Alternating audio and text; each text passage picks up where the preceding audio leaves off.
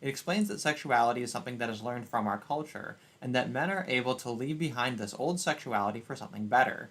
The book never says, don't think about sex. It just tells men that there is a positive sexuality and it is worth having. My problem with the book is that John Stoltenberg is a homosexual. He was married, yes, but to a lesbian. Neither was bi. They were straight gay. This to me seems like an electrician trying to tell me that my roof is leaky. Sure, he can see that my roof is messed up, but he has no idea how to fix it. This comes through in the text. Stoltenberg pretty much says, just be different than what is expected, and leaves it at that. He doesn't give specific hints or otherwise explain how men are supposed to step back from porn and everything else. He just says to do it. That's because he doesn't know how. He was, from the beginning, not treating women wrong. I assume he never lusted after a woman. I, of course, don't know, but if he's gay, all signs point to he didn't. Of course, he's right. My roof is terribly leaky, but he can't tell me much besides that. Anyway, good book. He's right. It just sucks that I'm left hanging like this.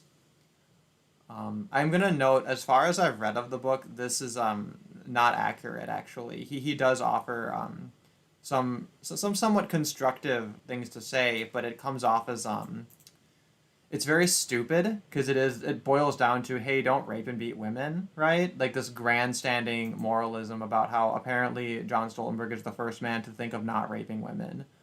But yeah, so both of these men are just stupid manginas, one good man syndrome, and you'll see it in the text. But 12 people found 𝒜𝒃𝒹𝒃𝒈𝒻𝒁𝒂𝒃𝒁𝒂𝒃𝒁𝒂𝒃𝒁𝒂𝒃 review helpful. But what's interesting is if you go to the 1-star reviews,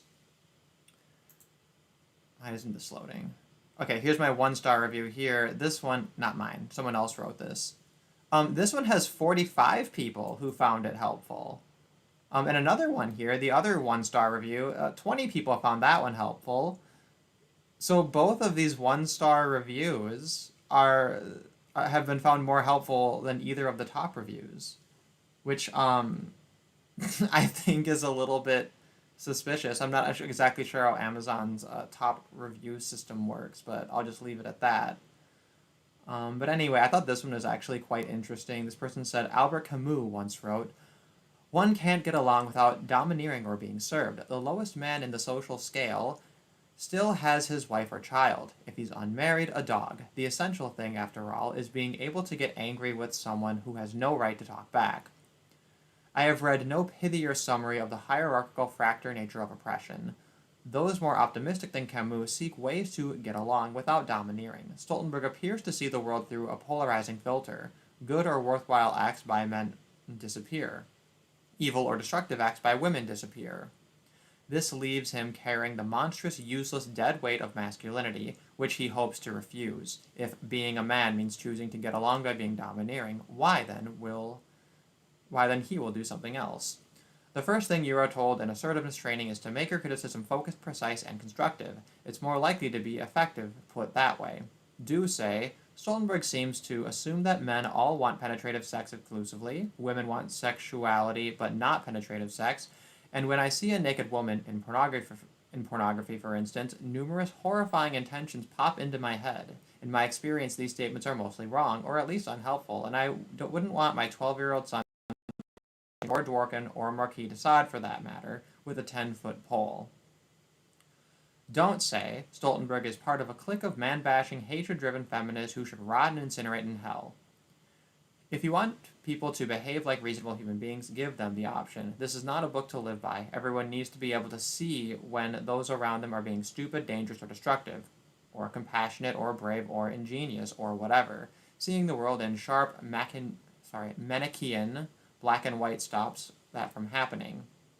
That Stoltenberg believes he has switched sides from bad to good is scant consolation. The essential thing is looking for ways to live without having to get angry with someone who has no right to talk back. Camus and Stoltenberg both feel like part of the problem. But anyway, I don't know how much of these reviews are really necessary, but that just gives you a little bit of a perspective of the different takes on here. I wonder if there's any 5 stars from a woman here. I don't see anybody with a 5-star review that has like a distinctly feminine name, but that would have been kind of interesting. I don't know, whatever. We're not going to read all those. That's stupid. Okay, sorry, I've been neglecting the chat a little bit too long. Hello, Paulo. Hello, Claire. Paulo says, I'm curious to see if he is going to classify himself as a rapist or if he has some kind of special pleading. Actually, Paulo, here's a spoiler alert. He basically all but admits to being a rapist. I don't mean that very lightly, but that's kind of what happens here. And you can kind of prove it in a soft sense, right? If someone is a man and they're writing about masculinity and they're saying men are this way, they're included in that category, right? So there's the soft logical argument, but then he actually goes a step further and talks about how he has regrets about his sexual history and how he wishes he had had somebody share these insights before. So it actually does come off as that he treated, I guess in his case, other gay men, in the way that he sees men treating women. Claire says, ethical sexuality equals no sex outside traditional marriage. Ethical sexuality equals discriminating against the parents of bastards. Well, actually, Claire, yeah, he has something interesting to say to that worldview in when we get to part 2, he goes a little bit into that. So let me check my notes here. So he opens.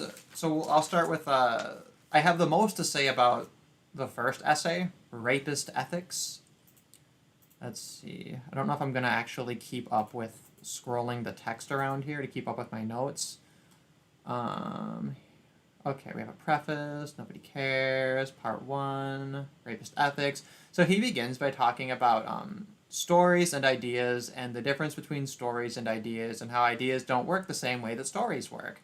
And he compares us to a person who's a sketch artist, and the idea is that a sketch artist will draw all these lines that are meant to represent things, but they can't draw what's behind the line, right? They're essentially creating flat, two-dimensional images, and therefore, something is lost in that translation.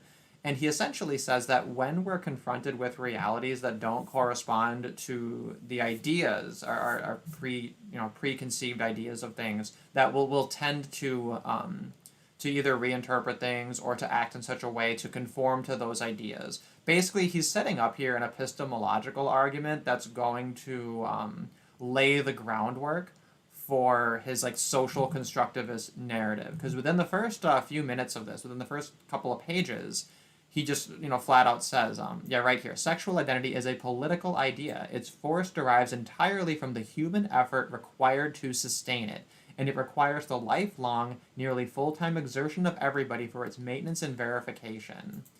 And this is really the crux of the book, is he's not saying that men are inherently rapists, but he is saying that all men are socially conditioned to be rapists because of a patriarchal system that assigns our sex at birth based on genitalia.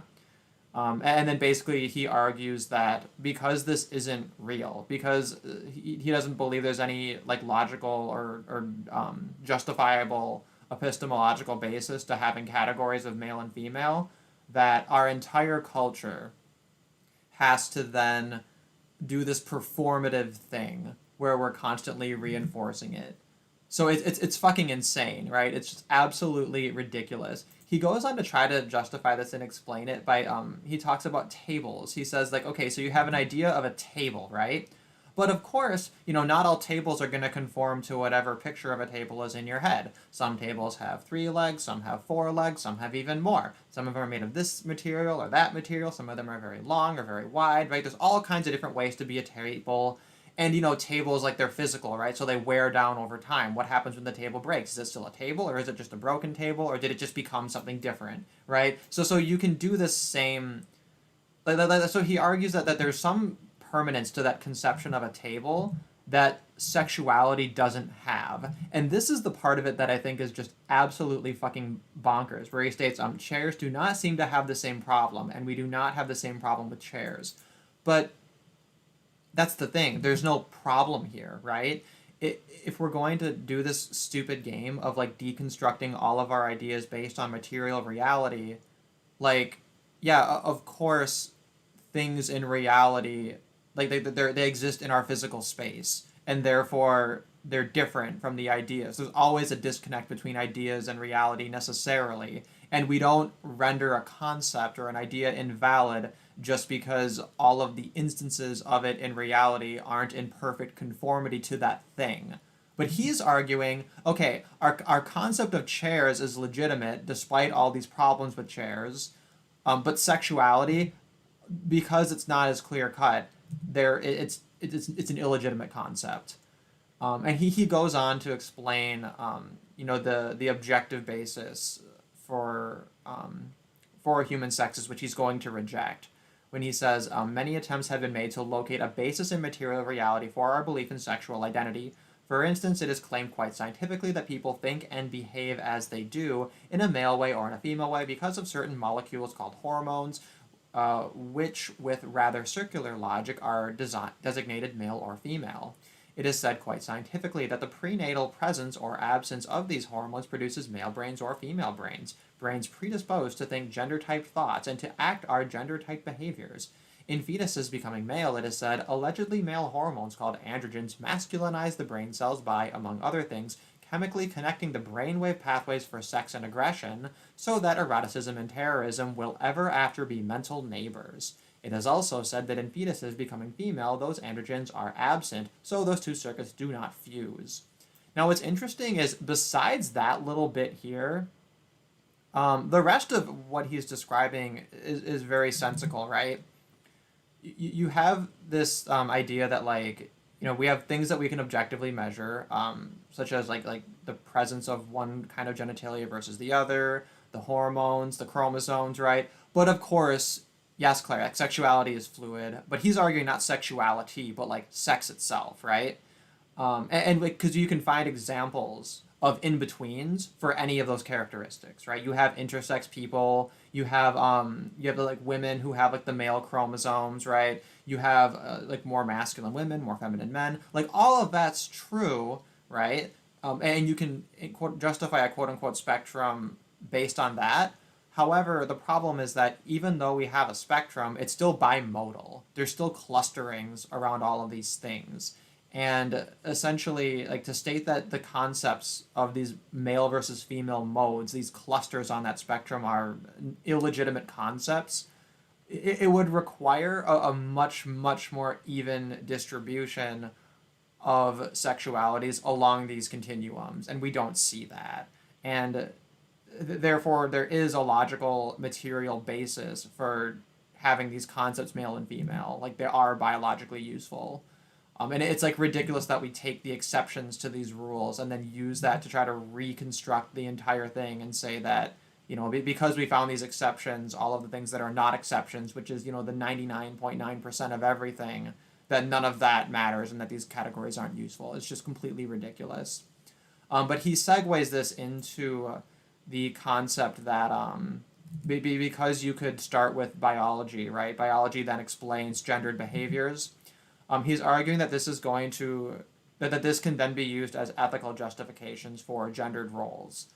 And this is something that I think was a little bit bizarre, because he seems to think that those arguments are logically valid if we do state that there's something biological in sex. So for him, it needs to be 100% socially constructed, otherwise gender roles are valid. Now, I'm of the opinion that sex can be biological, but that doesn't necessarily justify rigid gender roles.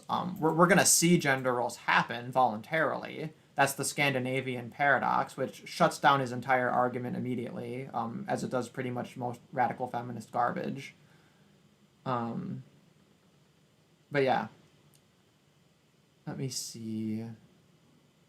And then he goes on to talk about that, let's see. He talks about give and take. Yeah, the actual so let me see. I just want to back up a little bit. Oddly, at the same time, many people will cherish a delusion that their ethical judgments are really gender neutral. All right? So So the interesting thing is that he's arguing that people will use the gendered nature of biology to make ethical justifications, and he wants to eradicate that so that those arguments are shut down, rather than just addressing those arguments on their own grounds. It's because he's not a libertarian, therefore he doesn't have any non-arbitrary stance based in ethics. So, like, to him, it's really important. Like, this is a thing that needs to be shut down. But he's arguing that the dominant paradigm of ethics for most people is that, despite believing in the biological nature of gender, they'll still argue that their ethical judgments are gender neutral. And he says, in popular psychobabble, for instance, one hears the words give and take in countless conversations about interpersonal relationships between men and women. The catchphrase evokes both the ideal and the practical possibility of a perfectly reciprocal dyadic relationship in harmony and equilibrium, exchanging back and forth, like a blissfully unbiased teeter-totter. Now, what's interesting about this is he's obviously painting it with all of this flowery language to make it seem like something that's totally like ludicrous and unrealistic.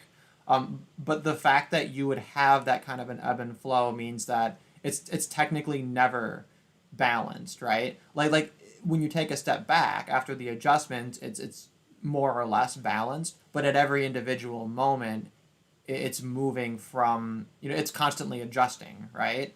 And if you look at it from that perspective, that it's something that's imperfect and constantly adjusting, that's actually quite realistic. But he's going to focus on the big picture, that it has to be perfectly balanced in order to reject that notion of give and take.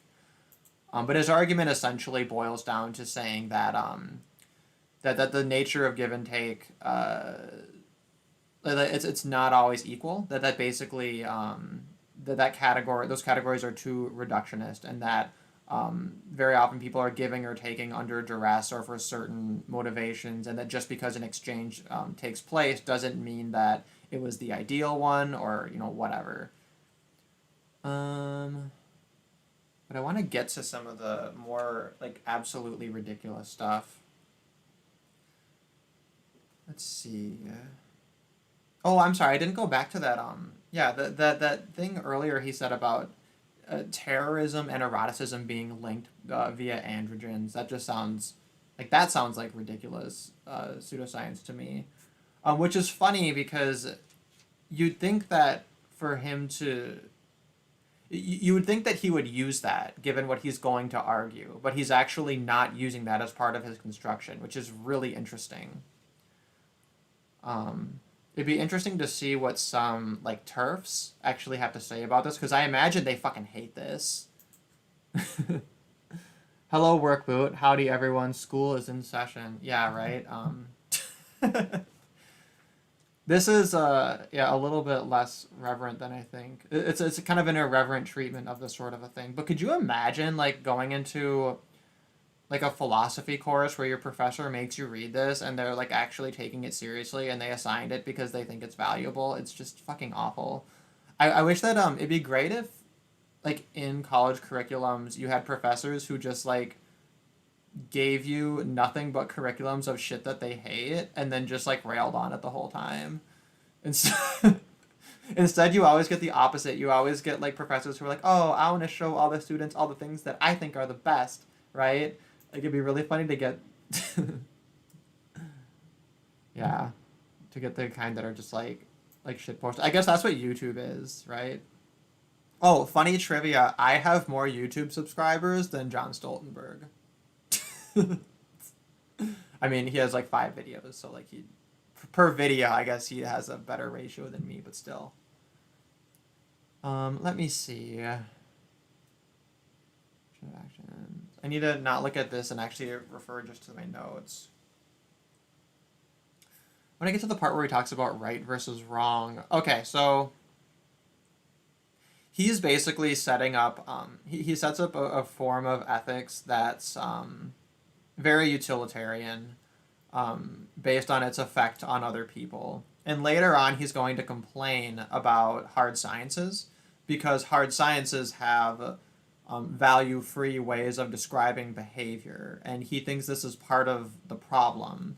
And he thinks it's part of justifying anything that is that has any utility for basically for men to ejaculate. And it sounds like I'm being ridiculous when I state it that way, but that's literally what he's gonna say. Let me see. Hello, Fleegan. Nice to see you there. So, okay. He asked, how does someone learn to know... Oh, sorry, I guess I have to back up. The fiction of a sexual identity becomes clear upon examining more closely the case of male sexual identity. What exactly is the set of behaviors that are prescribed as right for right for it and prescribed as wrong? How does someone learn to know the difference? What is the difference between the male right and wrong and the female right and wrong? And how is it possible that someone who has successfully attained a male sexual identity can feel so right in doing an action? For instance, rape. That to someone else, someone female, is so totally wrong. And like, this is an interesting thing too, because it almost sounds like he's arguing that no men think rape is wrong. Right? So I want to read that again. And how is it possible that someone who has successfully attained a male sexual identity can feel so right in doing an action, for instance rape, that to someone else, someone female, is so totally wrong? And then he says that last question reduces approximately to, why do men rape? As a preliminary answer, I propose an analogy to the craft of acting in the theater. And this is like super fucking like long, unnecessary, and tiresome. He talks about how when you have characters that are acting, he talks about first saying that like a villain doesn't portray villainousness. They act like a character that is a villain but feels self-righteous in their being a villain and doing villainous things, which makes sense, right? Like that's a more believable character. Goes on to talk about Aristotle and how the four things that a character should have is that it should be good. And a good character to Aristotle doesn't mean the character itself is actually morally virtuous, but it means that that character is being used to an end that's virtuous. And I take that to mean that, for example, you have like your characters who are good and who are evil, but in the context of the story, the play, the narrative, whatever, they're all being used towards some good end by the writer, presumably. And then they should be appropriate, they should be true to life, and they should be consistent. And by consistent, it means, a character that's inconsistent can be so as long as they're consistently inconsistent. And all three of those, honestly, to me, just seem very similar. They should be believable, consistent, true to life. So then he extrapolates this. He when he genders this, what he ends up summarizing is that, let's see, for a male character, there should be an unfailing belief in one's own goodness and the moral rightness of one's purposes, regardless of how others may value what one does. A rigorous adherence to the set of behaviors, characteristics, and idiosyncrasies that are appropriately male, and therefore inappropriate for a female. An unquestioning belief in one's own consistency, notwithstanding any evidence to the contrary. A consistency rooted for all practical purposes in the relentlessness of one's will and in the fact that, being superior by social definition, one can want whatever one wants and one can expect to get it. This much we can assume Aristotle meant by true to life, for in fact, in life, this is how male sexual identity is acted out. And this is how maleness is inferred and asserted, as fundamentally a characterological phenomenon. So that's what he essentially thinks maleness is. He thinks that it's very similar, that it's like rooted in how characters are portrayed in fiction. And this is going to be how he argues that society is essentially controlling and rearing males and creating a sexual male identity, which to him is an artifice, and then becomes something that is employed to justify rape and wife beating. Like, and very explicitly later on, he actually talks about when he talks about the father-son relationship in the second part. He literally argues that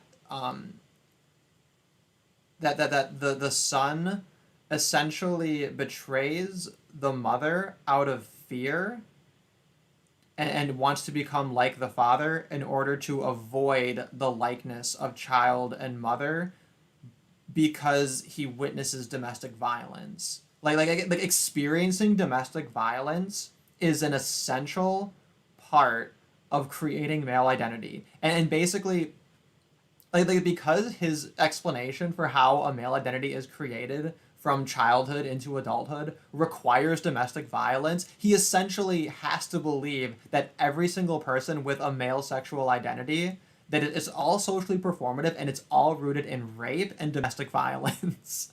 Like 100% of men are rapists and domestic violence and wife beaters. Like that's like literally what he gets at. It's fucking crazy town. That's why like people ask me like why are you even reading this? It's fucking crazy. Isn't this gonna be just like before when it's like, yeah, a bunch of people are crazy who knew that. But this is like spectacularly crazy. But there's a fun thought experiment you can do with this, which is that every time he refers to maleness or masculinity, he's actually referring to feminism. I think that's my little pet theory. I haven't quite reread through this through that lens, but that's something I'm kind of keeping in my back pocket here to see if that makes more sense of it. But basically, what you find with this is that he's, you have all the academic feminists, they cooked all the books, they have bullshit statistics about all these things, and then feminists like him take it as gospel. They take that as their conclusion, and then they need to create all of this narrative, right, in order to fit reality, to make reality conform their idea. Yeah, Paula, you're right. It is projection. It's 1000% projection, right? But let's see. Yeah, he says a he being a he can get away with murder, figuratively and sometimes even literally, simply by virtue of the fact that he dissembles so sincerely, or he uses up someone's life with such single-minded purpose, or he betrays someone's trust with such resolute passion, or he abandons commitments with such panache. So that's really interesting because no, all the people who get caught and convicted and punished for things like rape and murder, they tend to be psychopaths and they tend to be male. So he's describing a fucking psychopath. He's describing like the stereotypical criminal, and like those are the people who are the most punished and the most like hated in our society. And he's gonna say like, no, they can do that. But let's switch this. Let's say can a woman get away with all of this? Well, we all know that if you compare the arrest, sentencing, convictions gap, there's like no catchy way to consolidate all of that besides calling it the pussy pass. But then people get pissed off when you say it, the pussy pass. But that's what it is. It's the pussy pass. If you're a woman and you end up getting convicted of a crime, you should just get the death penalty, because the fact that you like weren't able to get out of it for being a woman at any stage of the process means that like you're so guilty. You're so 1000% guilty and stupid and uncharismatic that like you couldn't get out of a crime. Like the only way to have gender parity in criminal justice is unless we can overcome gynocentrism, it would be that if you're a woman that gets convicted, like mandatory death sentence or something. Like, I don't know, or we need or some kind of creative way to like you reenact the trials with the genders reversed, and then you split the difference of every single court trial. Like, I don't know, like something insane like that.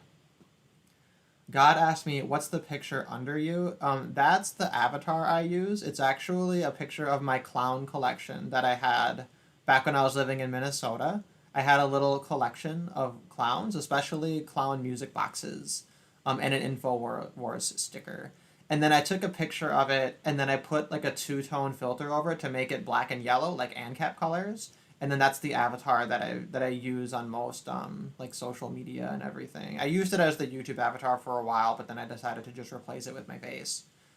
But yes, in some of my videos I use like the actual photo of it so people can actually see what it's a pile of. But yeah, it's a pile of clowns. Anyway. So yeah, he doesn't think men are held accountable, even though, I mean, who does he think is held accountable? I mean, the answer is obviously women. And this is where we're going to finally get to Rapist Ethics. So, let me see. Okay, I'm going to go ahead and actually play a clip from the shitty little audiobook I threw together. Also, nobody tattle on me because I get this is like copyrighted. That's why they're unlisted. Also, because I don't want just like people to get notifications of this garbage. Like I only want people to see this if they're like deliberately seeking it out.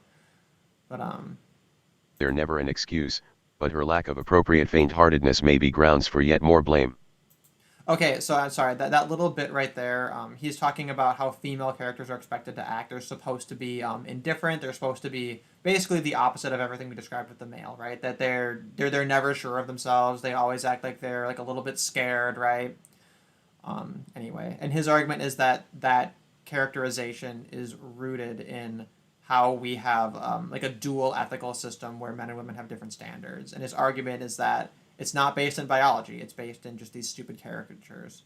But I think right after this, he talks about rape culture. Blame, of course, figures prominently in what happens when a man rapes a woman. The man commits the rape, then the woman gets blamed for it. If rape was a transaction where gender-specific ethics were not operative, that assessment of responsibility would be regarded as the non sequitur it is. But in rape that illogic is believed to explain what happened and why. If a man rapes a woman, the woman is responsible, therefore the rape is not a rape. You guys all heard that, right? Yeah, because you guys heard an echo earlier, so you had to have heard that. So this argument behind victim blaming, it's like it's not like a new thing. I think this book may have come out. When did this book come out? It's a good question. I mean, so the book came out at some point, but it's a collection of essays he'd been writing for some time. This was published in 1989. Okay, so this is like stuff he'd been written up through like the 90s, right? Before that, he had the first thing he had published was in 1978. So I'm gonna go ahead and assume this is all shit he's written in the 80s. So when people talk about like third wave feminism, no, this shit isn't new. Yeah. I mean, about a year ago from this time, I did a series called Academics Respond to Women Respond to the Men's Movement. That book, Women Respond to the Men's Movement, was published in 1992. So this idea that like the men's movement is new is ridiculous. This has been going on for a super long time. If you read Christina Hoff Sommers' Who Stole Feminism, which fuck Christina Hoff Sommers, she's a fucking hypocrite and like a fucking charlatan, but she was trying to salvage feminism at that time, and that book she wrote was written over 20 years ago. It reads exactly like it could have been written yesterday. People who only blame third wave feminism are idiots. And I'm not even going that far back. You can go all the way back to, Belford Bax, right? It's been over a century.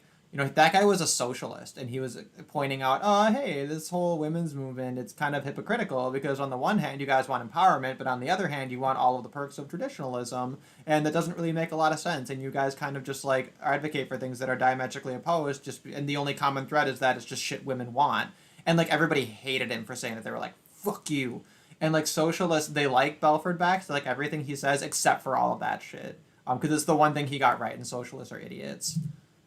So anyway, the point is feminism has always been cancer, and this idea that was really popular, like in most people's memory, like 5 to 10 years ago, of like, oh, this whole don't blame the victim, blah blah blah. It's classically part of feminism, and this guy's a true believer. He legitimately believes that if a woman is raped, the woman gets blamed for it, and that like rape isn't demonized in our society. What's also interesting is in the second part, I know I listened to the second part earlier today, so that's why it's fresh in my mind.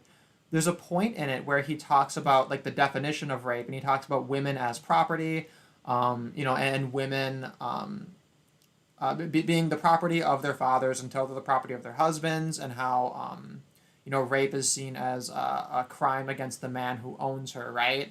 And he does all of this like woman worsting bullshit, and doesn't even realize that it was like up until the 70s or so that the definition of rape was carnal knowledge of a woman.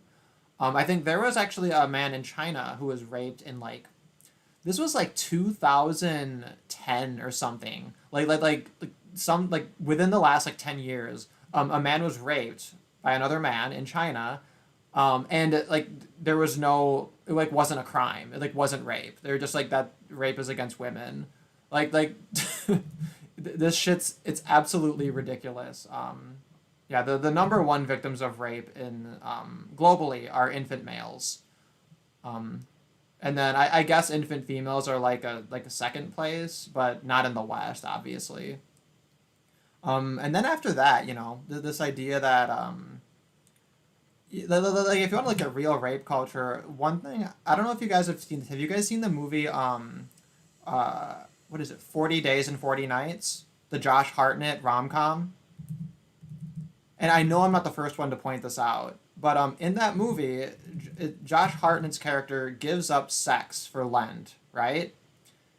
And he manages to go without sex right up until the 40th day, and then eventually a woman basically drugs him and rapes him, and then he gets blamed for it. And the movie didn't like depict that to make a statement about like, oh wow, he's a victim, like I can't believe this happened or anything. No, literally the movie did that as a device so that the woman who he promised to not have sex for 40 days would be like mad at him for going back on the deal because another woman raped him.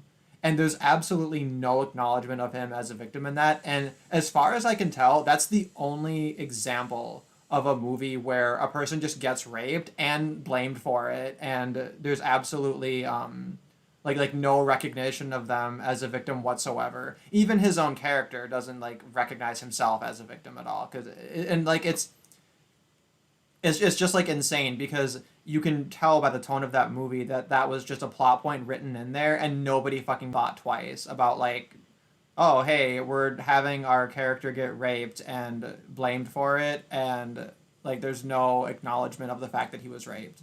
So, but I guess in John Stoltenberg's defense, maybe he'll take some of this back. Maybe we can sit him down, show him 40 Days and 40 Nights. I'm sure he'll have some way to blame men for it or whatever, but whatever. He'll say that the woman character who raped him was performing the male gender, I suppose, right? She has toxic masculinity as a woman. Anyway, sorry, that was a bit of a tangent. I just had to get like off of this for a second. I'm talking kind of fast because I didn't sleep. I couldn't get to sleep. I try to get to sleep early before I do these streams because I like to start them early because of my time zone difference. But I couldn't get to sleep at all. So I'm drinking these Coca-Cola coffee things.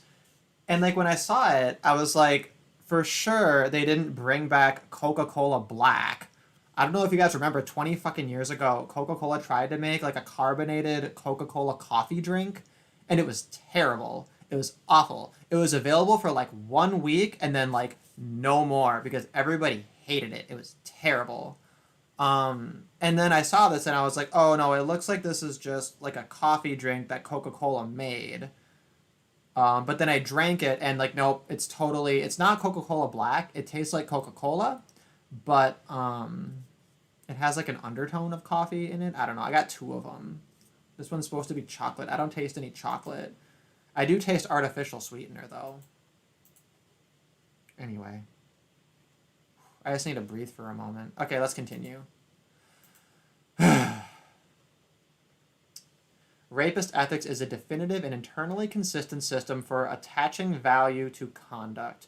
The concepts of both right and wrong exist within rapist ethics. It is not an ethic in which blame and moral condemnation go unreckoned or unremarked. There is also in rapist ethics a structural view of personal responsibility for acts, but it views the one to whom the act is done as being responsible for the act. It is a little like the driver of a car believing that the tree beside the road caused the car to collide with it. And then he says, for example, one victim of a rape said this thing about how she got raped and she decided that she felt responsible and that she forgives the men or whatever, which just sounds like you were a whore in a gangbang and you have regret rape. Like, anyway. Like, I'm not gonna like define like his evidence for this is literally, oh, one victim of a rape said this. I don't fucking care. Give me actual evidence. But anyway, he's saying it's a reversal of moral accountability. And then later on, he talks about the Marquis de Sade, right? And the idea with that was that there's two sides to rape, which is that the rapist views it as like the most quintessentially perfectly justified act. And this, of course, ties into his idea of this characterization, right, of the male character is uncompromising, wants what it wants, and just does it and doesn't care about the consequences. And then the flip side of that is like the exact reversal in the victim. And that in this ethic, the victim's always going to get blamed in both the mind of the victim as well as the perpetrator. And it's so fucking stupid, because if this were true, like, rape wouldn't be illegal. It would be illegal to get raped. like we punish rapists, we punish murderers, right? Like if this were the case, if someone got murdered, we would like shame the victim's bloodline and say, oh, you produced a weak person who was capable of being murdered, and then we'd exalt the murderer, right? Like it's absolutely fucking backwards and retarded. but since he can create these constructions, right, and then tie it back into his idea, he can then, try to pretend that reality conforms to his idea, which is the first thing he accused everyone else of in like the very first paragraph of this stupid essay. In the twisted logic of rapist ethics, the victim is ultimately culpable. The victim is the culprit. The victim did the wrong. Absurdly, the most obvious and absolute facts about the act, who did what to whom, become totally obfuscated because responsibility is imputed to the victim for an act that someone else committed. Like, literally, God, this was like, this whole thing here stated one thing that he's already said. He's just trying to sound smart. He's just putting a lot of stuff here. It's like a fucking ContraPoints video, right? Spend like 50 goddamn minutes to say something that you can just explain in a simple chart, with like dizzying, busy music underneath it, so that people who are like midwits or low IQ get tricked into thinking it was smart. Oh yeah, and then he says, myths that promulgate this ethic abound. Women want to be raped. Women deserve to be raped. Women provoke rape. Women need to be raped. And women enjoy being raped. So this is the thing. So if we're talking about rape, this is categorically untrue, right? If we're talking about things that are rapey, most of this is true. And we have the Pornhub data to prove it. So, but again, this was before he had the Pornhub data. I'm sure that was absolutely devastating to him, given what he thinks of porn. Let me see. Another rape victim. Oh, I got gang raped. Here's my recollection. I totally blame myself. It's just like, this is not evidence. And then in this section here, his argument, his explanation for why he believes this thing that doesn't happen totally happens is that when you rape someone, you destroy their sense of self, and therefore they don't have a sense of responsibility, which doesn't make any sense, because then how are they blaming themselves? Like, clearly they have a sense of agency if they're blaming themselves.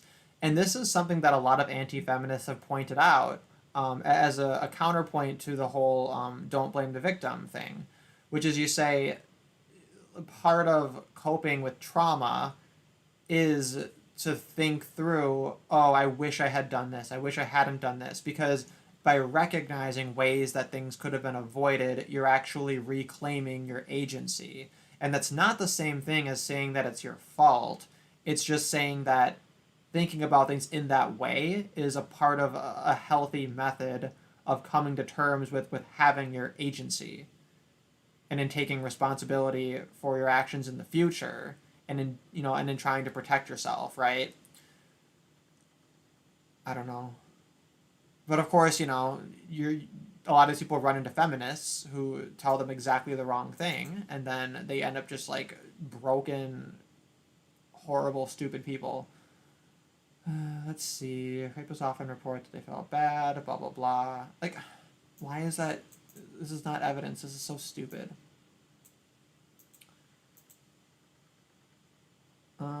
Sorry, I'm just skimming this to see if there's anything interesting. Okay, and then this part here, he starts to talk about, I think we're getting near the end of this essay. Yeah, we're near the end of the essay here. And actually, I can just play a part of the clip. So I'm going to jump to 25 minutes in. 25:30.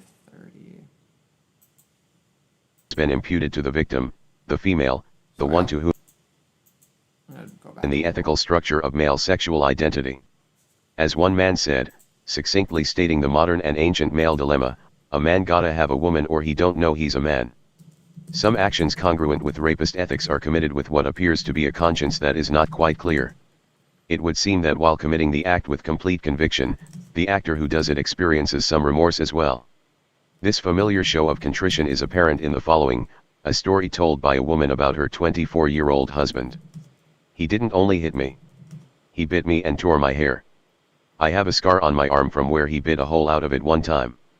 The only way to end the beating situation was to become submissive, so it could go on for hours and hours and hours until I couldn't take it any longer, and I'd end up on the floor a sobbing heap, and then he would continue kicking at me for a while. Then he would pick me up and brush the tears away and tell me how sorry he was. And he'd ask me to stay in so that people wouldn't see the black eye and bruises. Another trip he laid on me was how heavy it was for him to deal with his guilt about. I just gotta pause right there. So, supposedly all men have this rapist ethic within them, right? And this is the defining nature of male sexual identity. This is the ethics of that sexual identity. Why isn't having a wife with black eyes like a badge of honor, right? Would if this were the case, wouldn't it be the case that you have her go outside and you put a fucking sign to her and said, like, I told the bitch twice, right? Like, it would, like why are you hiding it? Oh, it's because it's because if she tells people that her husband beats her, what do you think's gonna happen to the husband, right? Oh, it's almost as though this is something that's frowned upon. It's just fucking ridiculous. Like, it's beyond parody. Okay, sorry, I continue. About beating me. On the face of the matter, remorse, regret, or guilt would seem to contradict the unequivocal conviction with which a man acts out rapist ethics, since all responsibility for wrongdoing has been imputed to the victim, the female, the one to whom the act was done. Perplexingly, there does sometimes occur a kind of ritual dance of repentance after certain acts, especially brutal ones, through which men realize male sexual identity. It is as if one can hear the man murmuring some lyrical longing for atonement and propitiation. I'm sorry, forgive me, I didn't mean to, I apologize, I promise I will never do it again. The refrain about refraining. What is the erotic substructure of that swift transition from violence and brutality to pangs of remorse? How are we to understand what happens once a man has teased, perhaps, or toyed with, or betrayed or humiliated, or attacked, or terrorized a woman, and then he turns suddenly repentant, and just as suddenly he indicates that what he wants to do now is fuck her? And what are we to make of his entreaties for forgiveness, for another chance, for reconciliation? His protestations of self-reproach? The woebegone look in his eyes? Is there, after all, such a thing in rapist ethics as a genuine moral consciousness of the true consequences of one's acts to other actual human beings? The answer, I think, is no. I believe that for those who strive toward male sexual identity, there is always the critical problem of how to manage one's affairs so that one always has available a supply of sustenance in the form of feminine deference and submission, someone female to whom to do the things that will adequately realize one's maleness. The sustenance must be...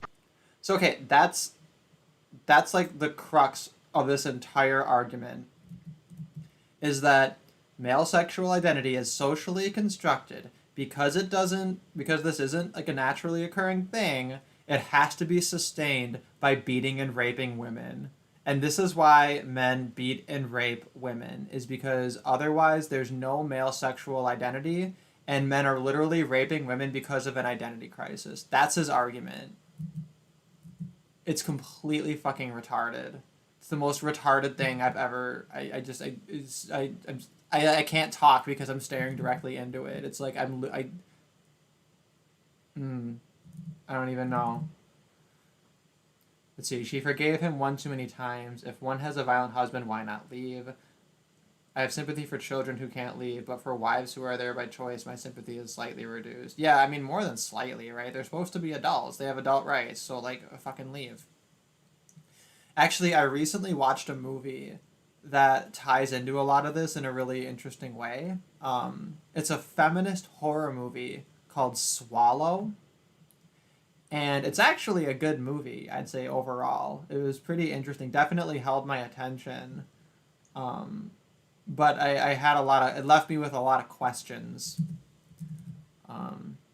Anyway, maybe I'll talk a little bit about that before we go into the second article. But there was one last point. Let me just see, what did I miss in here?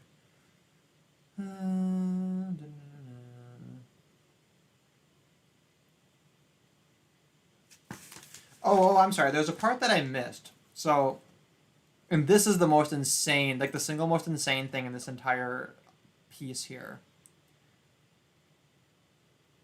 I'm just going to play my shitty audiobook of it. Sometimes pianissimo, sometimes Oh, sorry. I got to go back a little bit. Sexual identity is played out. Sex-specific ethics are tacit and they must remain tacit, otherwise the jig would be up. The series of actions that are appropriate to the character of a man, not a woman, is profoundly influenced by the presence of rape among them. This series of acts is not like a dissonance composed of random, unharmonious notes. It is, rather, a chord in which the root or fundament colors every pitch above it, its overtones enhancing every note that is struck. Rape is like the fundamental tone, played sometimes fortissimo, sometimes pianissimo, sometimes a mere echo. It determines the harmonics of the whole chord. Sometimes, just a little, now and then, only rarely however much one may wish to qualify the salient feature of the series, the act of prevailing upon another to admit of penetration without full and knowledgeable assent so sets the standard in the repertoire of male-defining behaviors that it is not at all inaccurate to suggest that the ethics of male sexual identity are essentially rapist. Did you hear that? Did you hear that? So, he's not saying that everything men do to women is rape. What he is saying, though, is that for everything men do to women, there's just the fundamental tonic, the fundamental undertone of the chord is rape. And sometimes men are a little bit rapey, and sometimes they're a lot of bit rapey. And the fundamental ethics of men is the ethics of a rapist. Like, that's what he just fucking said. Like,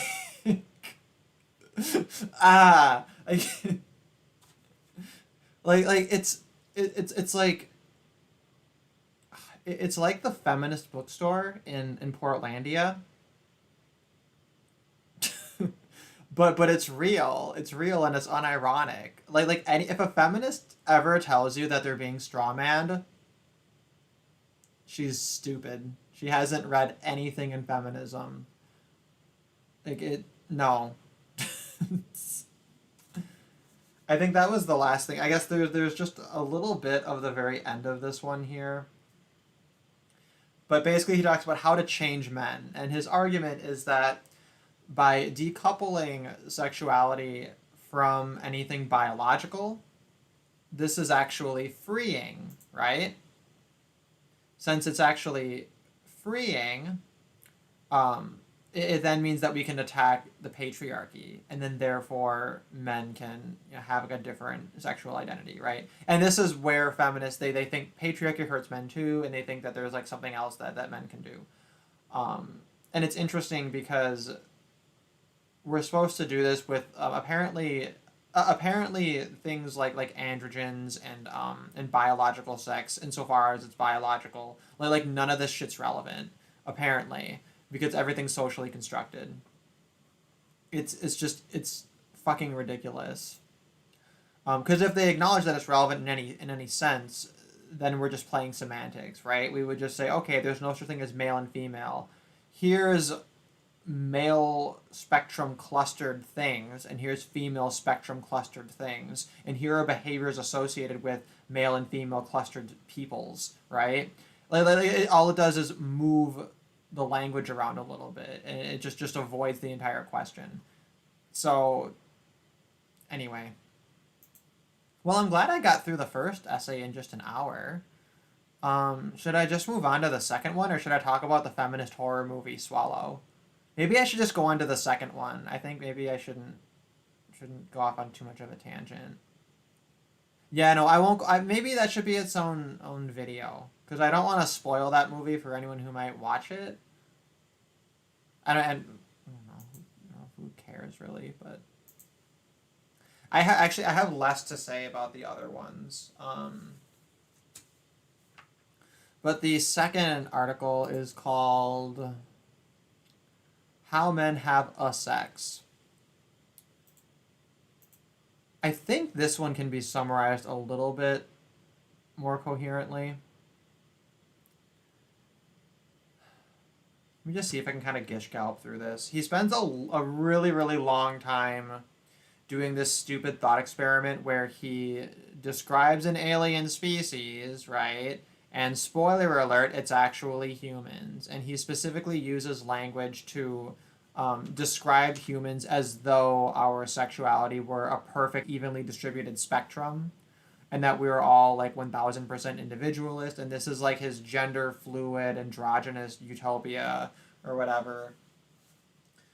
And goes on to talk about how decoupling our conceptions of sex from like these bimodal male female actually is like liberating in the sense that it's like people are more open-minded with sex, and it's not necessarily genital focused and focused on penetration, but it can be, right? And a lot of this, like a lot of it's not really that controversial, and I think a lot of this is where he does offer a little bit of an alternative to his deconstruction of masculinity. But a lot of it's just like stupid no-brainer shit. So it's almost like not even worth getting that much into. Here he fleshes out his argument about gender and sex as a social construct and compares it to race as a social construct. Of course, when he's attacking the concept of race, he specifically refers to Aryans, right? And it makes me wonder, like, would he like copy and paste all that and replace it all with like blacks or with Asians or any non-white group? And I think the answer is no, because he's a coward who only attacks groups of people that it's socially acceptable to attack, because obviously his conception of masculinity is all projection, and therefore he is kind of rapey, and he is somebody who picks on people who he's given social license, who he has the proper social status to attack with impunity. Let's see.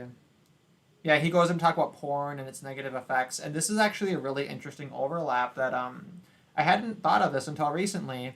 This recent like kind of anti-porn movement in a lot of the like tradcasts and groypers and those groups. There's a lot of overlap with the Dworkin fucking name. Why am I blanking on his name? Stoltenberg. Their anti-pornography movement. It's actually nothing new under the sun. But he talks about how when you view pornography, there's an alienating effect. He talks about how most people depicted in porn, they have like dead eyes. It's kind of like a lot of that like model like glamorous kind of look is very like dead in the eye and kind of lifeless. And he compares it to necrophilia at one point. Well, that's in the third essay. I guess these two kind of blend together, but he does set up a little bit of his anti-porn. Oh, no, I'm sorry. My notes are retarded. No, the whole porn thing is the third one. Blech. I don't really have many notes on this second article, to be honest. How men have sex. But basically the argument is that because sex is socially constructed, it needs to be defined through a person's behavior and their actions. And that when you have actions and then you enjoy them, that's going to reinforce an identity that says, oh, this is what I'm into, this is who I am. But what's interesting is that he doesn't seem to believe that people have like a natural proclivity for something. He seems to think that it's all performative. And I honestly think a lot of this is like he wants all men to be gay. Like, I really think that's what it's about. He wants all men to be gay, and he thinks that it's not that some men just, like, for whatever reason happen to be gay, and then they realize they're gay, and then they act that way. It's that it's that men would be gay if they did more gay things and enjoyed it. But then because they have this conception of a masculine identity that has to be contrasted with the female, if they do anything with a man and then they like it, there's actually a socially conditioned reflex against it, and then it becomes a self-fulfilling prophecy. And this is basically how, like, he believes straightness in men happens. So yeah, like, that's that basically. Like, I'm all for like, people having, like, an open mind about how they have, like, sex and intimacy and everything. And I think a lot of the arguments about the negative aspects of porn are, like, very legitimate. You know, I think there's an unhealthy way to be addicted to that, and that it does. You know, it's not a realistic depiction of the way sex works. I think a lot of that's, you know, fine. The problem is what he has in common with these, like, trad cats and everything is that, I don't know. I guess, like, they can't put the fucking porn down unless the government stops them. Like, they can't just, like it's not good enough for them to just make the argument and then have people from an ethical voluntary standpoint, like, abstain from it, or to vote with their wallets for, I guess, porn that's more feminist. Whatever it might be, you know. Hello Jay Willie, hello Alejandro, nice to see you guys. Anyone who thinks race is a social construct, would I be able to decimate? I would be able to decimate. Oh, yeah. I mean, it's stupid. Well, it goes back to, at the very beginning of the stream, he was setting up this whole thing about the relationship between ideas and reality. And it's the same shit as, like, a chair, right? Like chairs don't perfectly conform to a clear-cut idea, right? So therefore, I guess the concept of a chair and a concept of a table are irrelevant. You can't have them, right? And it's the same thing with race. It's the same thing with sexuality. And it's really, when people try to do that sophistic bullshit to render concepts irrelevant based on some, like, stupid, like, irrelevant technicality, the only thing they're doing is telling you what their personal agenda or what their personal prejudice is. That's all they're gonna tell you. And Alejandro says, "Why are gropers even a thing?" Also, that Nick dude is adorable. He's really funny looking now. He has a bunch of facial hair. It makes him look like 20 years older. It's really weird. He was on Michelle Malkin's show, and I didn't recognize him at first. He looks like if Santa had, like, a nephew. I don't know if I can stand by that. I don't know. I think that makes sense. I'm trying to think about that, if that makes sense. I think that makes sense. I'll stand by that. But yeah, anyway, I think that people kind of like what they like. I think that he's taken some of this argument too far, but there is some stuff in here that is like a little bit healthy and sex positive. So, like, a lot of this is fine. I don't really feel the need to respond to a lot of this. I'm just gonna skim it and see, is there, like, anything really insane in here.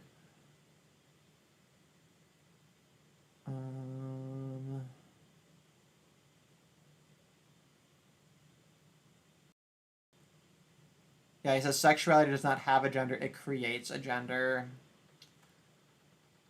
Let me see. Like, the issue with this whole social constructivist argument is that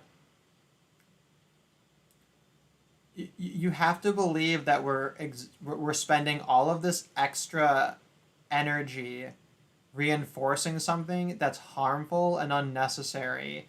And the idea that that would prevail from an evolutionary perspective is kind of fucking retarded. It's, unless, of course, it's something that's, like, incredibly valuable and practical, right? To outweigh all of the cost of, like, having to constantly rape and beat women in order to maintain a gendered role that actually gets shit done. I just don't know. Like, yeah, and like here's for example, it's like really pedantic, where he talks about actually this is might be the part where he like almost admits to like basically being a rapist.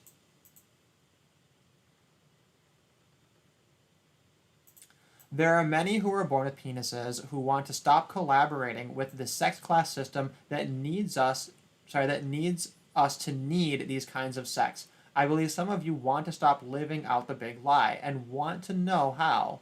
Some of you long to touch truthfully. Some of you want sexual relationships in your life that are about intimacy and joy, ecstasy and equality, not antagonism and alienation. So what I have to say next, I have to say to you. When you use sex to have a sex, so what he's saying is using sex to have a sex, as in the purpose of sex for men, he argues, is to assert and create and to have maleness. Unless men have this sex, they are not a male. And his argument is this is the primary motivation and purpose of sex. The sex you have is likely to make you feel crummy about yourself. But when you have sex in which you are not struggling with your partner in order to act out real manhood, the sex you have is more likely to bring you close. And this means several things, and he's going to give like some advice that literally everybody fucking knows unless you're a rapist. But he doesn't, I don't know if he states it earlier in here or if it's in the next part, but he literally says that like, oh, I wish I had been told these things. Let's see, he says like when he's an adult in the middle. Let me see if I can find it. Here we go. I speak to you as someone who is closer to the middle of my sexual history. As I look back, I see that I made many choices that I didn't know I was making. And as I look at men who are near my age, I see that what has happened to many of them is that their sex lives are stuck in deep ruts that began as tiny fissures when they were young. So I want to conclude by identifying that I believe are three of the most important decisions about your sexuality that you can make when you are at the beginning of your sexual history. And he says, you can start choosing now not to let your sexuality be manipulated by pornography.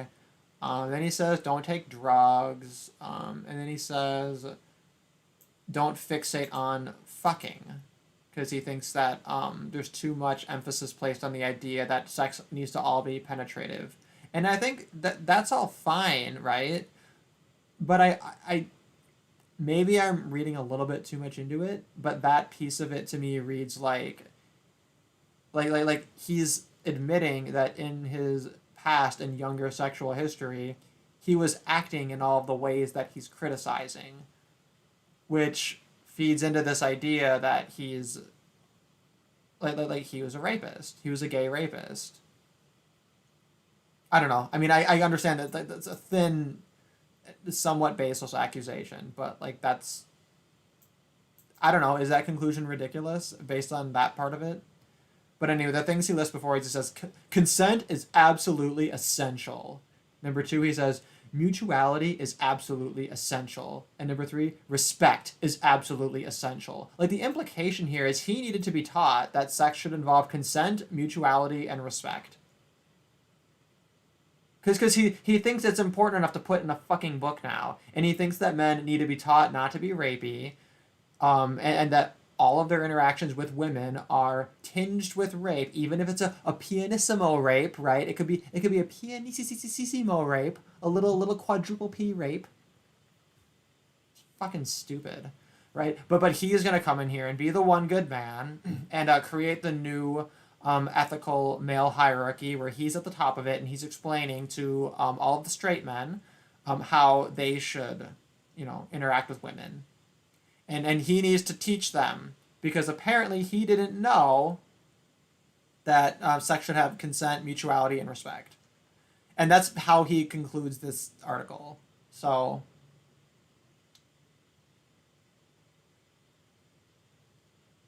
Yeah, here's another way to summarize it.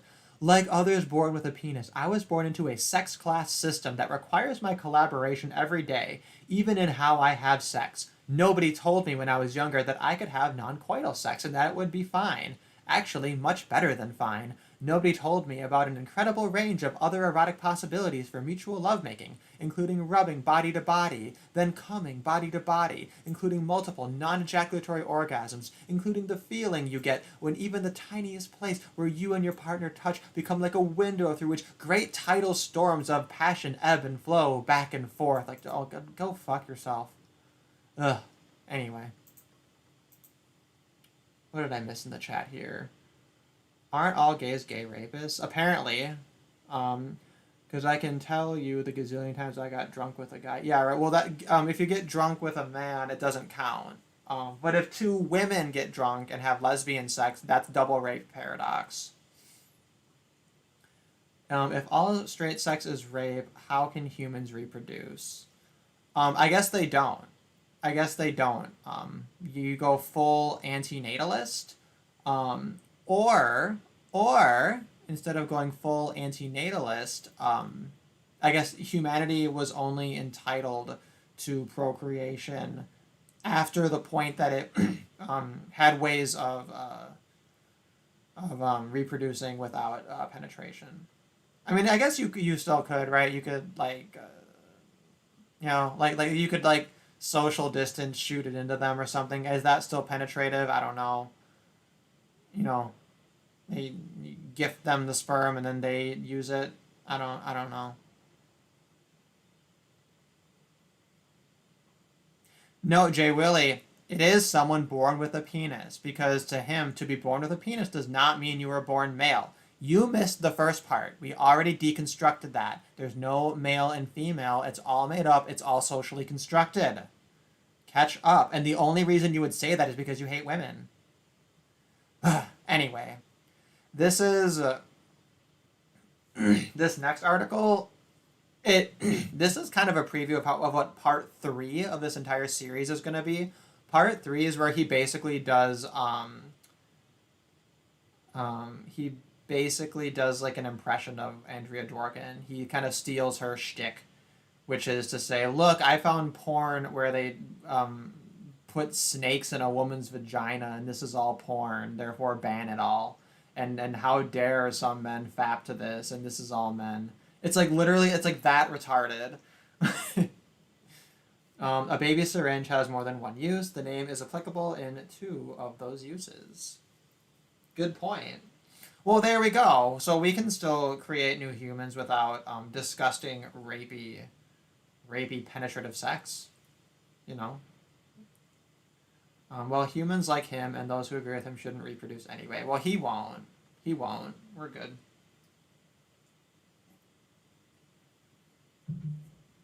God, could you imagine if John Stoltenberg and Andrea Dworkin had just like one night, they're just like they have a box of Franzia, and they're just like they go through the whole box together, and they're just bitching, and they're just like they get these hate boners because they're talking about all these men that they fucking hate, right? And then there's an article on TV about how the women's soccer team got paid less for exactly the same job, right? And they just have sex, and Andrea Dworkin gets pregnant with his baby, and then she has the baby, and like we were literally that close to the Antichrist like being born. Like literally that baby would have been born like with the little Pope hat and his stupid little slippers, right? Like that would have like literally that would have been it. That would have been it. We were a box of Franzia on the right night away. That could have landed any time in that 30-year window, and it just happened to not. So that would have been terrible. I'm going to give myself nightmares, man. I watch a lot of horror movies, and that's the scariest thing I've ever thought of. Okay. Sexual objectification and male supremacy. I started to summarize this earlier because I misread my notes because they're kind of sloppy. My notes are a little bit sloppy. But basically the argument is that when you look at porn, you're looking at bodies, right?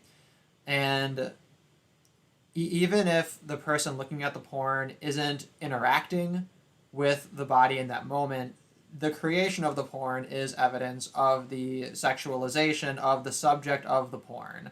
And by consuming that porn, particularly if you pay for it, you're still taking part in that exchange. And even if it's not necessarily an ethical matter of like actually perpetuating a system of exploitation of the objects of porn, there's still the moral argument that like it's not gonna be good for your psyche because it's training your brain to basically collect and possess images in your mind. And the idea is that when men are having sex and then they're flipping through these different images of porn in order to perform sex, this is alienating. This is actually an alienating thing in sex because they're out of the moment. They're not having like an intimate mutual relationship with the person they're actually having sex with. They're removed from it because they're thinking about something else. And this is the same sort of alienation, or I guess maybe not the same sort, but it's also alienation. There's also alienation in porn itself because the subjects, if it's an image, it's a still unmoving image, which is similar to a dead body. They don't move. And also models in porn and models in general, right? They tend to have that really stupid, like glamorous, kind of dead-eyed look, right? And this is part of that alienation. And then he breaks down like gay porn in particular, which he argues that gay porn is more focused on like males experiencing pleasure, which makes sense because straight porn is all focused on the woman. So you only see men like experiencing sex in gay porn. You don't really see that in straight porn. So the argument is that the way that porn is edited, it doesn't include most of the acts, right? It's edited in such a way to mostly show like hard penises thrusting in and out, right? And that this is like the essential aspect of like the male performance and of male sex. And he believes that this reinforces the notion that all sex is penetrative, which is something he mentioned in the article, or it's the essay before. And basically the idea is that when you consume porn that has those kinds of scenes, it's an unrealistic view of sex, but also the models themselves and the actors in porn, they typically they're kind of passive. They're not acting like they're really into it, and therefore that's another aspect of alienation. So it could be in like a still image, it's like literally it's an unmoving like fixed image in a position, right? But then even if it's like actively moving like video pornography, there's still a sense of alienation because the people don't really love each other, right? Let me see, was there anything else in here? Yeah, I think that summarizes like the gist of it. There was an interesting point about like the scientific erasure of ethics. That was how I summarized it. He used different terminology. And let's see what that is. Objectification is very difficult. On the one hand, there is no tradition of public and truthful discourse about men's sexual response to their perception and treatment of people as objects. There is scarcely even a vocabulary. And on the other hand, trying to think about sexual objectification in a conscientious way can make the mind want to give up, go blank, and shut down. Trying to unlock and unblock the function of sexual objectifying in a man's life and trying to trace the effects of sexual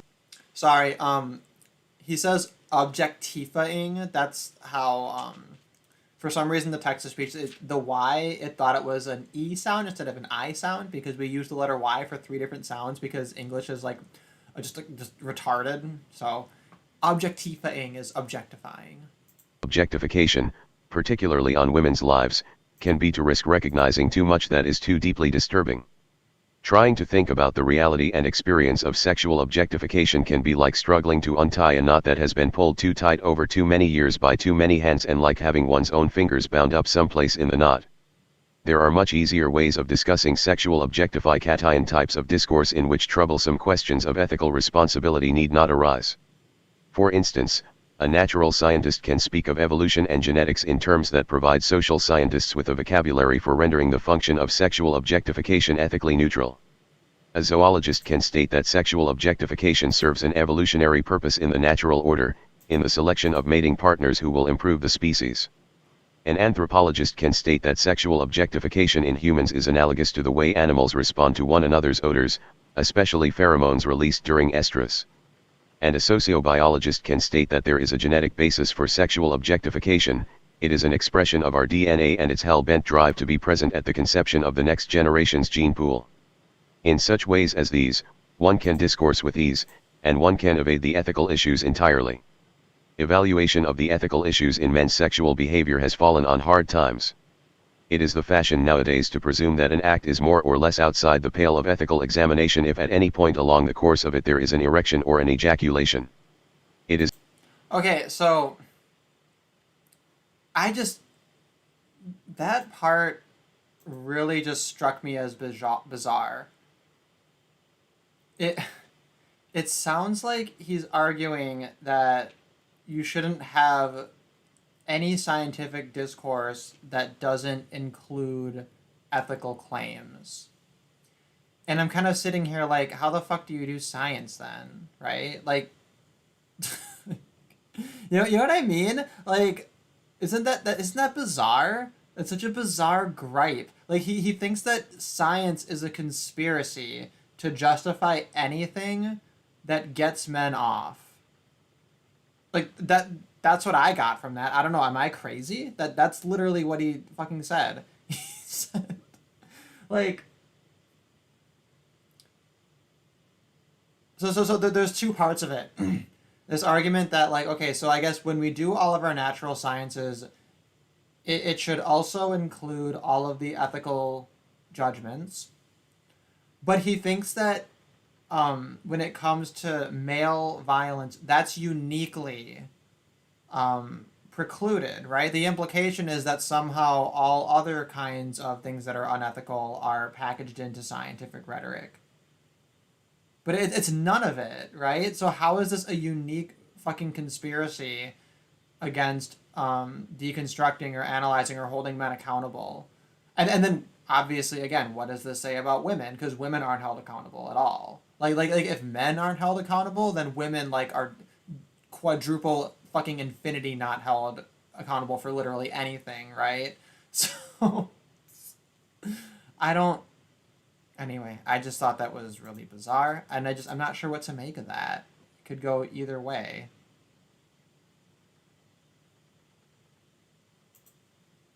Let's see. Oh, I can play his comparison to necrophilia too. Here he is making just the general argument about objectification being harmful. Oh fuck, I hit the wrong thing. 113. Here? Being turned into things. The camera has become both medium and metaphor for men's sexual objectification. It can be used to take a picture of an actual person being sexually objectified, then the image can be duplicated and sold to millions of men so they can vicariously be sexually present to the body of the person made absent in the picture. In this way, the consumer is connected both viscerally and ethically to the act of sexual objectification that took place in front of the camera. The picture is taken the way it is taken so that it can be sold the way it is sold so that it can be used the way it is used. Each consumer, each purchaser of a reproduced documentation of the original sexual objectification, is complicitous in the commerce, a link in the chain of profit, and hence he bears some responsibility, however widely shared by others, for the act of sexual objectification that took place in front of the camera to begin with, even though it happened before he paid. The act was not done by him, but as soon as he buys a documentation of it he becomes someone it was done for, someone whose intent along with that of many others was collectively expressed and acted out in the original, particular act. Knowing that he shares this intent with other men, a class of consumers who are similarly situated, both viscerally and ethically, vis-a-vis the person pictured is in fact a significant element in the pleasure he receives, and his identification with those other men's subjectivity is the extent to which his perceptions are even remotely empathic. When men individually and collectively have sex looking at a photographed sex object, they are literally having sex with the thing, the photograph, and they are figuratively having sex with the thing that a photographer has turned someone into. The whole point of consuming documentations of sexual objectification is not to empathize with the person who is being objectified. To call this mass-marketed necrophilia is only a slight exaggeration. In differing degrees, men who sexually objectify through pictures tend to respond to images of ecstasy, wantonness, and sexual accessibility that are actually photographed signs of lifelessness. Yeah, so I thought that was pretty interesting. I see, honestly, that part of it, I don't think is like, I think it's obviously hyperbolic and like a little bit ridiculous. Um, but I think that that's an interesting perspective. Um, so he doesn't honor my my ethics morality distinction, which I think is useful here. He's trying to package this as an argument that it's unethical, which I think is like extremely tenuous. Especially given the fact that, if we're talking about, consensually made porn of people who like are making porn as part of like that's the job they chose, that's what they're doing, right? That's an arrangement they prefer. um it really, there's not an ethical issue there. But if you want to make the moral case, right, that it's like it's bad for you on like a spiritual level, yeah, sure, I think that's kind of fine. Like I think maybe there's something there, but it's always going to depend. It's going to depend on the particular thing consumed. It's going to depend on, um, I guess the level of addiction of whether or not it's being abused. But what he's describing here, it's not impossible. I think it's a little bit ridiculous to characterize this as something essential to pornography, though. This idea of objectification. I suppose, though, it's worth asking, right? If you're consuming pornography, it's worth asking, like, am I consuming it in this way?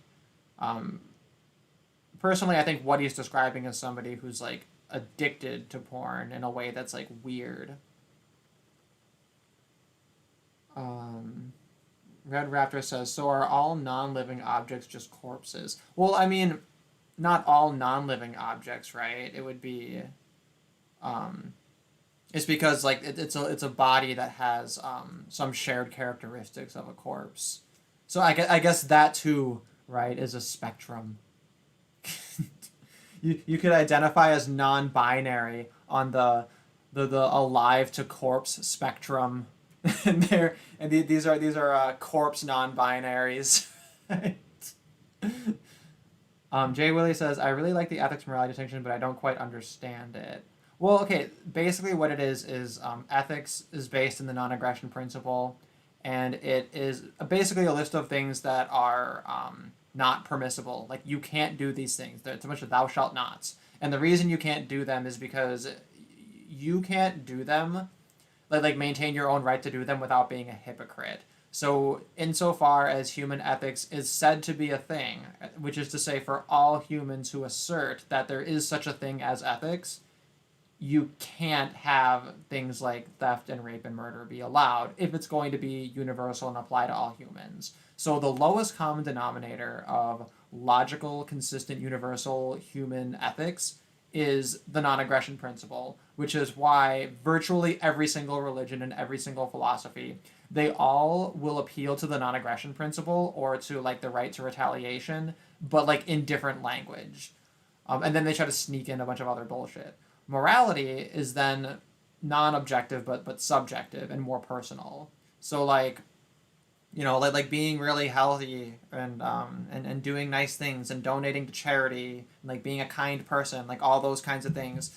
Like it's not ethically binding, and you're not like unethical. You're not violating someone's rights if you don't do those things, but they're good for you, and in that sense, it's moral. So I think morality and aesthetics are the same thing, which is to say, you can have a beautiful life in the same way that like a painting or something else can be beautiful or art can be appreciated, right? And then the fact that art, kind of has this problem of there's balance and things can be ugly, but that can be a cool part of art, and the contrast and everything like that. that's reflected in morality as well, right? Because we don't just all live like perfectly wholesome lives, and like maybe that's morally ideal for us on a personal level. So the short of it is that ethics is universal and applies to everybody, but it doesn't tell you what you should do. Ethics just tells you what you can't do. Morality suggests what you should do, but that's going to be obviously more personal. But when you separate the two, it cleans everything up. Like it makes everything so simple, I think.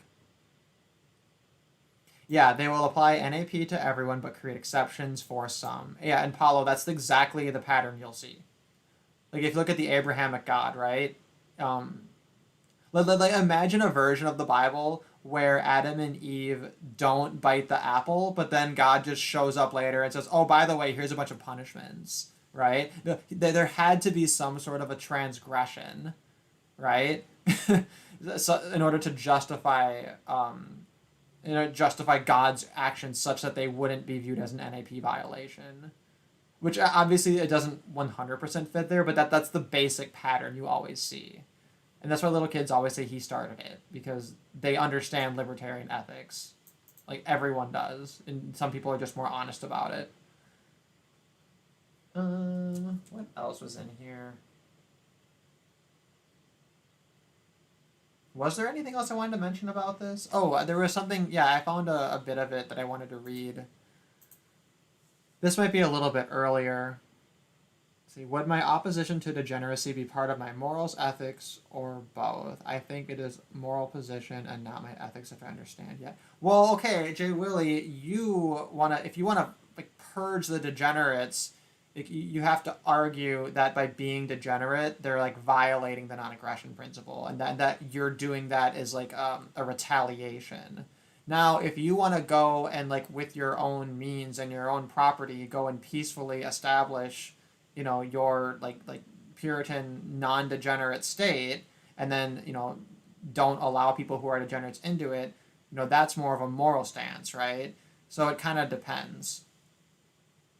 Because at times it sounds like you're a little bit of a crusader in that, which I don't know if the NAP is gonna be on your side, if you take it too far. But if you're just talking about we get rid of forced association, then people can create their own communities of people with shared values, and then like maybe they refuse service and they don't want certain people in their communities and they just refuse to share their property with those people. Like that's totally ethically permissible. And that could be something that is morally good to the people in that community, which a more multiculturalist person would see as horrendously immoral. But if it's not unethical, then that person still has no grounds for attacking you or violating those property rights. In other words, they have to tolerate it. So it kind of depends on what you mean by that. But so this paragraph here I think is worth reading, and I think this actually highlights a lot of his perspective. He writes, male sexual objectifying is not simply a response to male supremacy. It functions to enforce male supremacy as well. Everywhere one looks, whether in mass culture or high culture, there are coded expressions of male sexual objectification, primarily presentations of women and girls as objects, displayed like territorial markings that define the turf as a world to be seen through men's eyes only. There are some constraints on male sexual objectifying of other males. Most men do not want done to them what men are supposed to do to women. Meanwhile, most women find their economic circumstances determined to a large extent by whether and for how many years their physical appearance meets standards laid down by men, standards that both heterosexual and homosexual men conspire to decree.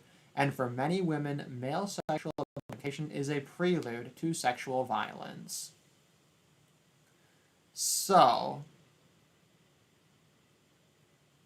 I'm trying to, where to even begin with this. So, sexual objectification enforces male supremacy, but is also a response to male supremacy, right? That's what he's arguing. So I guess it's a feedback loop. So there's basically a male gaze argument, which is actually debunked because women also prefer to see other women. So women are, I guess, conspiring with this as well. Let me see. And it's interesting that the constraints on men sexually objectifying other males, that's seen as being only an expression of men not wanting, because here's the thing, I don't think that's based in male homophobia. I think that's based on female hypergamy. I think it's based on females wanting more resources. I think it's based on communities basically saying to men, if you don't produce, then we're not going to have enough resources. Like, I think that's where the policing on that kind of objectification happens. Because in societies where you could be openly gay, but it was still like seen as, oh, you're still like a warrior or a hunter or whatever, like it was fine. There was no problem there. I don't think that it's based on male homophobia at all. But then most women find their economic circumstances determined to a large extent by whether and for how many years their physical appearance meets standards laid down by men. Now, if we're going to talk about like a long-term historical thing, right? Where like you had more rigid systems where women didn't have economic opportunities, I guess fine. There's a stronger argument to be made. But if we're talking about the 80s when this was written, that's a bunch of bullshit. That is not an excuse, right? Like, why is that an excuse in the 80s? That wasn't an excuse in the 50s, you know? And this is something you'll always find, is that it's just taken as a presumption that women are entitled to the economic resources of men, right? And then anything that is a consequence of that, like we never look at this idea that like men don't have this option. This is women taking advantage of an option that's made exclusive to their gender role, essentially. Let's see. I don't have that much of an issue with secular degeneracy that they don't impose on others as long as they're having too much of an impact on society, but opposition to degenerates is self-defense. Yeah, I guess it depends. That seems there's a lot of wiggle room there. I mean, ultimately, if you have societies that are allowed to segregate and balkanize a little bit, then the problem solves itself, right? Because why would people want to go and foster a culture in a place that's hostile to them when they have an alternative, like, ethno-state where, like, that's all acceptable, right? So, like clearly the solution is to just get rid of, like, the Civil Rights Act of 1964 and everything like it. I love when feminists make the argument that homophobia is only perpetuated by men, as if there are no homophobic women. Oh, yeah. No, women don't do anything, according to Stoltenberg. They don't do anything except blame themselves for getting raped. So, like, I have this thing with Claire. I don't know if Claire is still listening. She showed up at the beginning to make her presence known, but I haven't seen her chat. But I joke that under her framework, women are essentially broken television sets, which is to say, you know, they have one duty, which is to, you know, have children and don't be a slut. And, you know, they're like a broken TV set. They do one thing, and sometimes you got to smack them a little to make them do it. That's the women as broken television set theory. Women have one function, and you have to beat them a little bit to make them do it. And I guess for him, it's very similar, right? Women's one function is to just stand around and be raped and beaten by men. Later on in part 2, he's going to argue that the reason we ban abortion is because people who are pro-life know that if women had free access to abortion on demand, that women would overthrow the patriarchy. And this can't happen because unless men can force women to keep babies they don't want, then men will have no way of continuing their male identity. And he goes on to talk about how the fetus is a penis, and it's like, it's insane. It's absolutely bonkersville. Let me see. Let's see what else is. Okay, so we're near the end of this one. See, the biggest homophobes are feminists who want to ban surrogacy. They want me to pay for their kids with my taxes and not be allowed to have my own based on nothing but sexuality and gender. Yeah, that's a really good point. That's a really ridiculous double standard.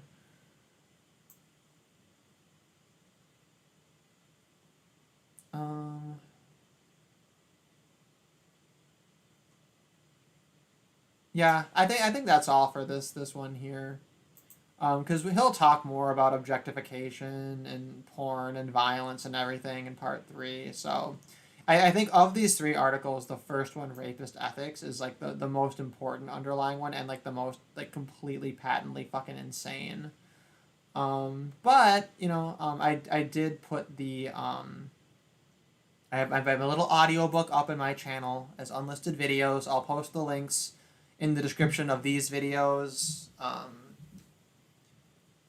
And hopefully that's not going to get me like a copyright strike or whatever. I guess in the worst case scenario, I'll just take the strike and they'll put the fucking video down or whatever. I don't know, whatever. How long have I been going? How long did this take? I need to check. Okay, so we're just under 2 hours. Okay, I guess in the last... I'm torn. I wonder if I should like actually try to make a video of it or if I should just talk about it now. I think I should just talk about it now. Because there's other things I want to make a video about and I'm not making enough videos. So yeah, I'm just going to talk about it now. So I watched a feminist horror movie called Swallow. So, you guys want to hear about it? It's really interesting. I thought it was interesting. So I'll just pull it up here. Swallow film. The feminists loved this movie. And I liked it too. It was, so what it's about, and I'm going to spoil it. I don't, can I try not to spoil it? It's almost like you can't talk about it without spoiling it because it's like a drama. So like everything that happens is like an important plot point. Sorry, I need to fix this like stupid window. Here we go. So you can see this woman on the cover. She has that haircut that like, it's cute when little girls have this haircut, but then when an adult woman has it, it makes her look kind of retarded. And in the movie, she acts a little retarded. She's kind of like super unsure, really ditzy. And that was what reminded me of it, was John Stoltenberg describing how women are expected to act, right, as characters. Female characters are expected to act with like this passivity. So this movie is about a couple. She's getting married to this guy who he's sort of like a man child, but he's very affluent. He has rich parents who have bought them this brand new house, and it's like this like horrible like open concept fucking modern home, and she like just stays at home all day and decorates it, and she like has these expectations of like she's supposed to be like the perfect wife, you know, for him, and she's finding that like this life isn't as perfect. Like she doesn't feel fulfilled or satisfied. She feels a little bit like helpless or whatever. Like she has no control over her life. And one day she is cleaning and she like finds a marble and she decides to swallow the marble. And she does it because she just feels like she's like taking power over her life and that she's doing something unexpected, right? This is shortly after she finds out she's pregnant. So she just feels like she's doing all the right things and jumping through the hoops, yet she has this lingering sense that like just things aren't quite right in her life. And then as time goes on, she decides like she felt really happy and really good when she swallowed this marble.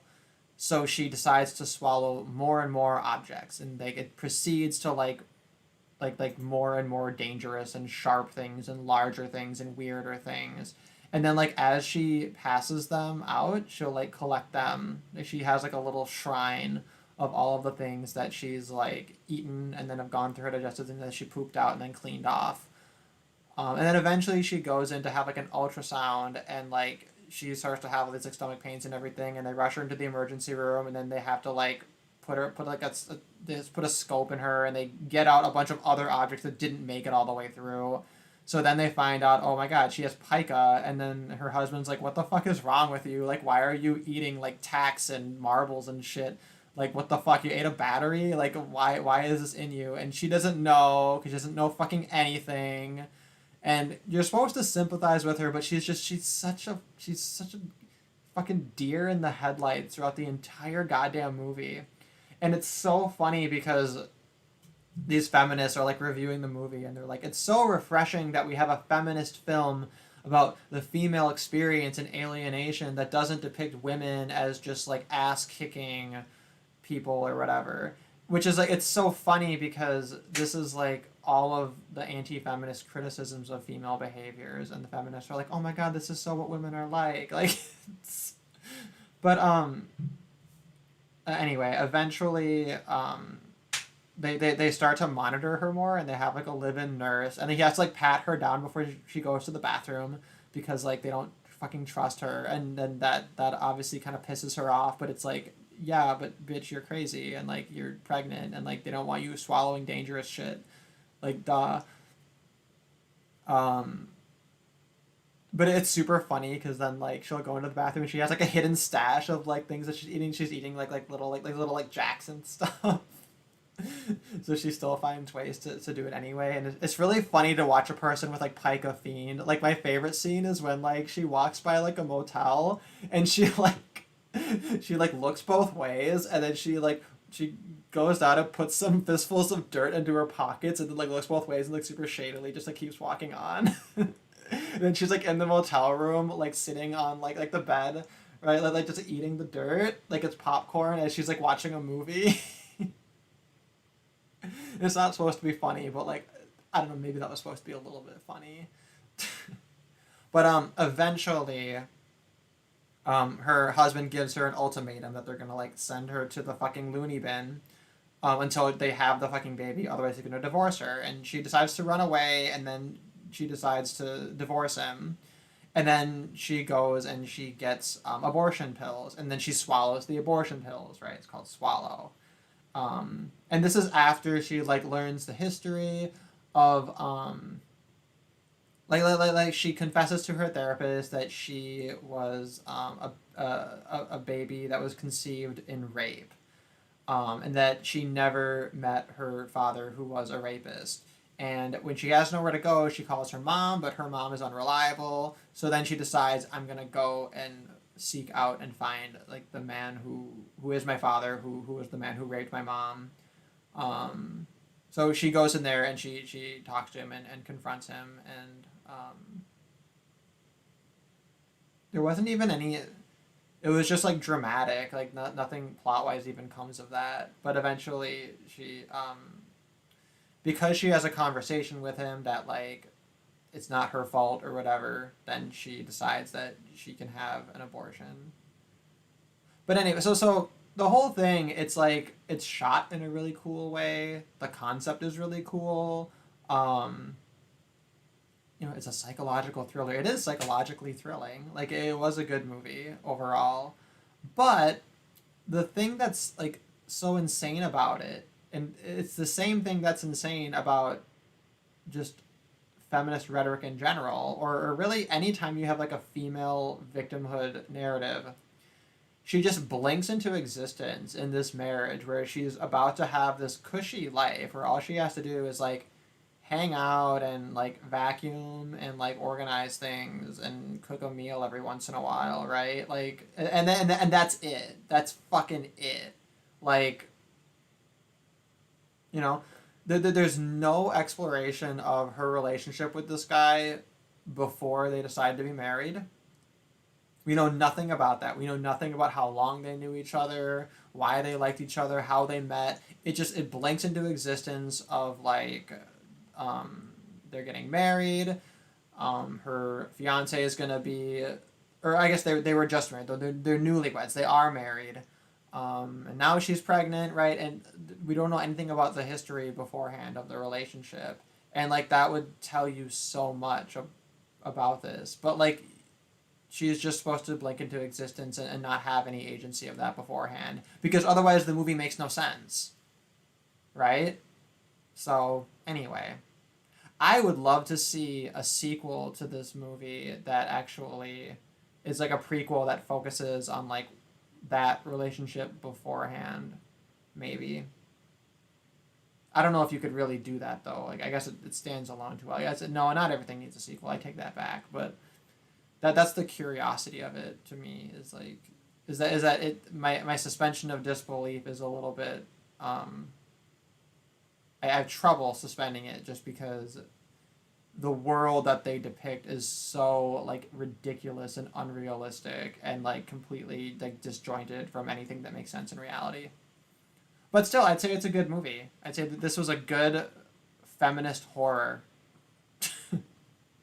And I spoiled it for you. But I would say that even though I've spoiled it, I think it would still be entertaining to watch. Because it's kind of like a Greek tragedy. You kind of know that's where it's going. Anyway.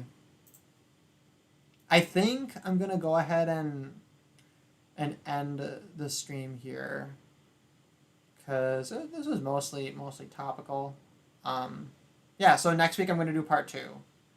And then part 3, and then part 4. And then maybe one more after that if there's like a reason to do like a final thoughts number 5 or something, or not. Fuck it, I don't know.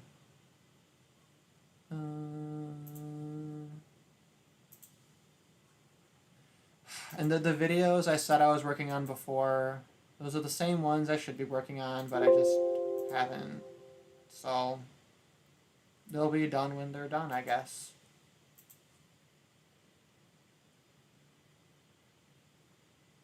I just like Amazon Prime Game Netflix. They are more heartwarming, totally inept put together. I don't know what that means, honestly. Actually, I just watched a movie, what's it called? It's a Ghibli movie. From Up on Poppy Hill. That was a Ghibli film that came out a number of years ago that I never watched, and it was extremely wholesome. It was basically like the most wholesome thing ever, and it's kind of like a traditionalist anthem in a way, and it even has anti-democracy themes. So overall, I was surprised by all that, but that was a really, really good movie. It was like chicken soup. No weird heated arguments like last week. Okay, so no, last week I started the stream way too early, and then like it picked up so much momentum on the end of it when I was kind of feeling like not doing that, and then eventually I just realized like I just need to go to sleep, and I can just like hit a button and then go to sleep, and I gave into the temptation instead of like properly politely ending it. And then like afterwards I felt bad. Like I just like crashed immediately, and then I woke up like 5 or 6 hours later in the middle of the day, and I was like, I just shut down a Hangouts with like 6 other people in it. Now I have to like awkwardly message them like, sorry I did that. I was really sleepy. And a few beers in, because I was in the habit of like, having some beers while I was drinking. And like the streams, they go on so long now because I totally lose sense of it. And I think that time I was just, it was a little too much. So this time I have these stupid Coca-Cola coffee drinks. I can't decide if I like them or not.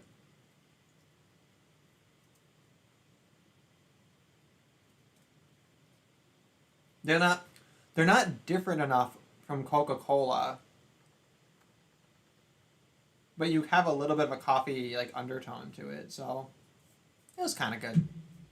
But anyway, no, the videos I'm working on, I have like a silly, I call it an animated one. It's not really animation. I don't really know what to call it. It's like a silly skit short that I make. I feel good about those. I like them. But then I also wanted to make a video about Teal Swan's Divine Masculine and Divine Feminine.